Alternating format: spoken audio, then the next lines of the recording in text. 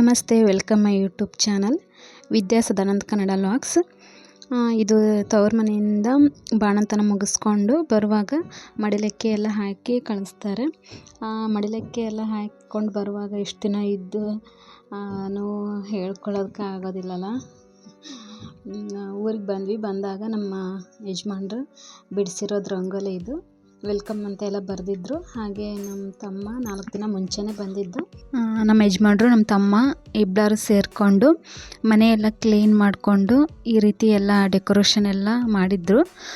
ಫಂಕ್ಷನಿಗೆ ಬೇಕಾದ ಎಲ್ಲ ಕಿರಾಣಿ ಐಟಮ್ಸ್ ಎಲ್ಲನೂ ತಂದಿಟ್ಟಿದ್ರು.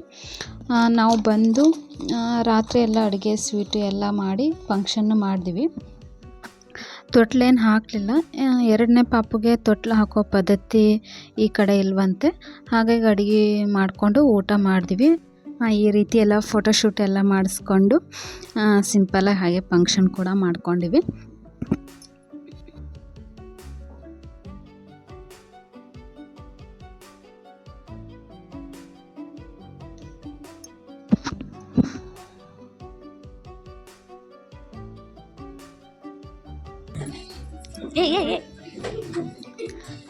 ನಂತರ ಇದು ಬೆಳಗ್ಗೆ ನಮ್ಮ ಮಗಳಿಗೆ ಮುಡಿ ತಗ್ಸೋಣ ಅಂದು ನಮ್ಮ ಮನೆ ದೇವರು ಬಂಕಾಪುರದ ಎಲ್ಲಮ್ಮಗೆ ಹೋಗೋಣ ಅಂದು ರೆಡಿ ಆಗ್ತಾ ಇದ್ವಿ. ಹಾಗೆ ಇವರು ನಮ್ಮ ಆಂಟಿ, ನಮ್ಮ ಅಮ್ಮನ ಅಕ್ಕ ತಂಗಿಯರು 8 ಜನ ಇದ್ದಾರೆ. ಇವರು 7ನೇ ಆಂಟಿ. ನನ್ನ ಮಗಳಿಗೆ ಎಣ್ಣೆ ಎಲ್ಲ ಹಚ್ಚಿ ಜಳಕ ಮಾಡಿಸ್ತಾ ಇದ್ರು ಅಮ್ಮ ಆಂಟಿ ಸೇರಿಕೊಂಡು. ಅವರು ಜಳಕ ಮಾಡಿಸೋ ಅಷ್ಟರಲ್ಲಿ ನಾವು ಪೂಜೆ ಎಲ್ಲ ಮಾಡಿಕೊಂಡು ರೆಡಿ ಆಗೋಣ ಅಂದು ರೆಡಿ ಆಗ್ತಾ ಇದ್ವಿ. ಅವರು ಜಳಕ ಎಲ್ಲ ಮಾಡಿಸಿದ್ರು.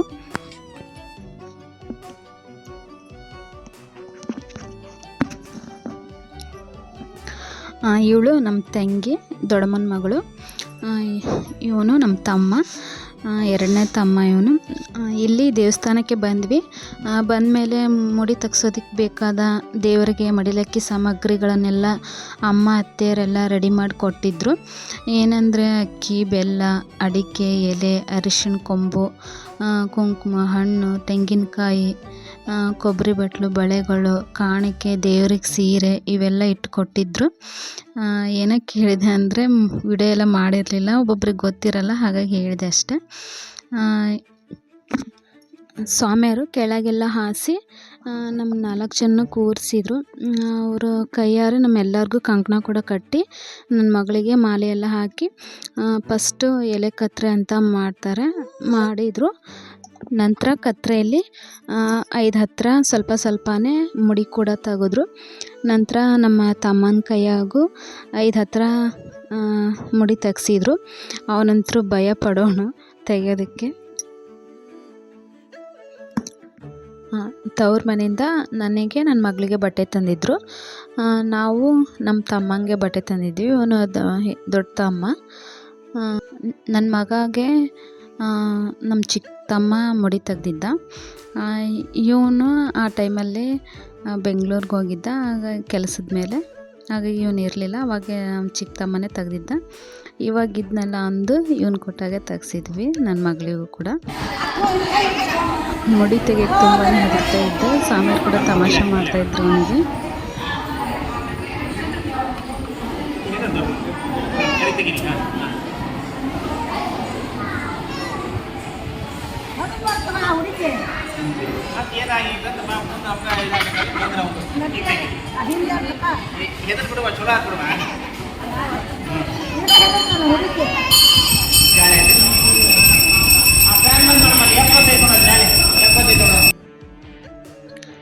ಸ್ವಾಮಿಯರು ಕೂಡ ಎಲ್ಲ ಕಾರ್ಯಕ್ರಮ ತುಂಬ ಚೆನ್ನಾಗಿ ನಡೆಸ್ಕೊಟ್ರು. ಎಲ್ಲ ಮುಗಿದ್ಮೇಲೆ ಅಮ್ಮ ಅವರೆಲ್ಲ ಸೇರಿಕೊಂಡು ಆರತಿ ಎಲ್ಲ ಮಾಡಿದರು. ಎಲ್ಲ ಮುಗಿಸ್ಕೊಂಡು ಸ್ವಲ್ಪ ಹೊತ್ತಲ್ಲೇ ಕೂತ್ಕೊಂಡು ನಂತರ ಹೊರಟೀವಿ. ಮನೆಯಿಂದ ಊಟಕ್ಕೆಲ್ಲ ಒಯ್ದಿದ್ವಿ. ಎಲ್ಲ ಒಂದು ಕಡೆ ಕೂತ್ಕೊಂಡು ಊಟ ಎಲ್ಲ ಮಾಡಿದ್ವಿ.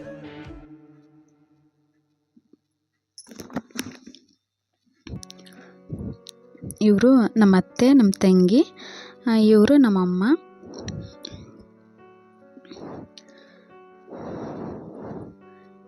ಇವನು ನಮ್ಮ ದೊಡ್ಡ ತಮ್ಮ.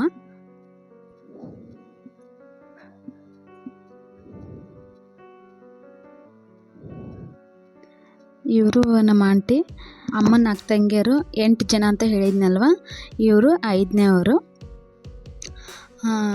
ಅದೆಲ್ಲ ಮುಗಿಸ್ಕೊಂಡು ನೆಕ್ಸ್ಟ್ 66 ಕಂಬಗಳ ದೇವಸ್ಥಾನ ಇತ್ತು, ನಗರೇಶ್ವರ ದೇವಸ್ಥಾನ ಅಂತಾರೆ ಅದಕ್ಕೆ. ಅಲ್ಲೆಲ್ಲ ಹೋಗಿ ಎಲ್ಲರೂ ಅಲ್ಲಿ ಫೋಟೋಶೂಟ್ ಎಲ್ಲ ಮಾಡಿಕೊಂಡು ಮನೆಗೆ ಬಂದ್ವಿ. ಇದು ನೆಕ್ಸ್ಟ್ ಡೇ ತಮ್ಮರೆಲ್ಲ ಊರಿಗೆ ಹೋಗ್ತೇವೆ ಅಂದರು. ಅವ್ರಿಗೆ ನಾನ್ ವೆಜ್ ಎಲ್ಲ ಮಾಡಿ ಊಟ ಮಾಡಿಕೊಂಡು ಹೋದರು.